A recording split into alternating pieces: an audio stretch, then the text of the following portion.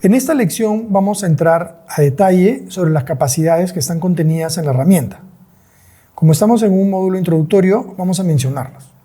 En los módulos posteriores vamos a explicar cada una de ellas de forma más profunda. Las capacidades de inteligencia artificial de Power BI las hemos agrupado en 3 bloques, según su característica o su funcionalidad. En el primer bloque tenemos características que permiten entender los datos y hacer descubrimientos sobre los datos, aprovechando los algoritmos de inteligencia artificial para acelerar este proceso. Tenemos las preguntas y las respuestas, que me permiten mediante el lenguaje natural hacerle requerimientos de creación de gráficos a la herramienta. Yo le hablo en lenguaje natural y la herramienta me responde en un gráfico.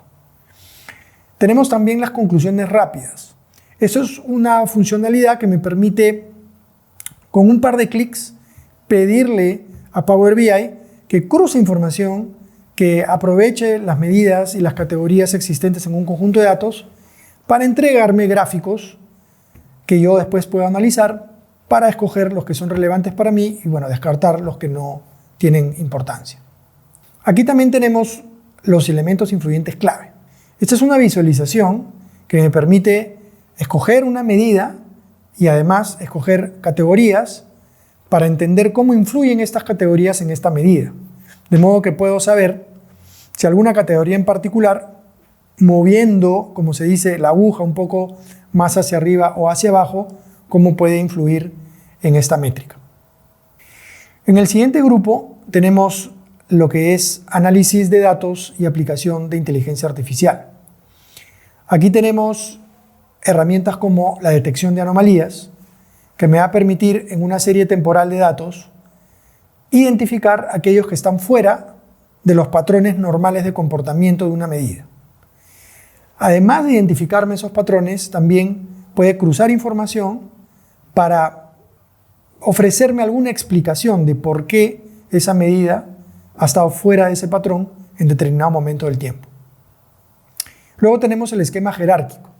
El esquema jerárquico me permite ordenar jerárquicamente una serie de categorías para ir navegando desde información más agrupada o más agregada hacia información detallada y ver en una ruta, digamos, de jerarquía cómo se va comportando una medida. Aquí también tenemos los servicios cognitivos. Esto es una implementación que integra Power BI con servicios cognitivos de Azure y puedo analizar texto e imágenes para poder tener retroalimentación mediante algoritmos de inteligencia artificial. Acá tenemos una solución muy interesante que es el análisis de sentimiento para poder determinar si un texto tiene una connotación positiva o negativa, o la detección de palabras o frases clave para poder hacer resúmenes de grandes volúmenes de datos para poder entender de qué se está hablando, qué se está diciendo en estos mensajes de texto. En este grupo también tenemos Copilot.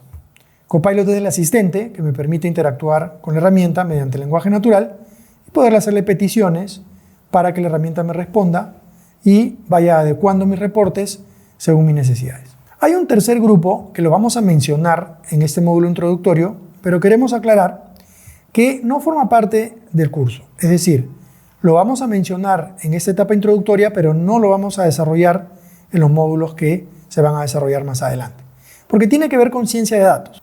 Este grupo tiene características que facilita a los científicos de datos analizar información, colaborar y generar reportes. Tenemos la integración con lenguaje R y lenguaje Python, que son los dos lenguajes que se han configurado como los más usados o los más importantes en todo lo que es ciencia de datos. Y permite también integrar Power BI con los servicios de Machine Learning de Azure, de modo que se pueden ejecutar consultas hacia los servicios de Machine Learning y el resultado poder diagramarlo o plotearlo también, como se dice cuando hablamos de ciencia de datos, en los reportes de Power BI, para combinar información de fuentes de datos tradicionales con información resultante de proyectos de Machine Learning.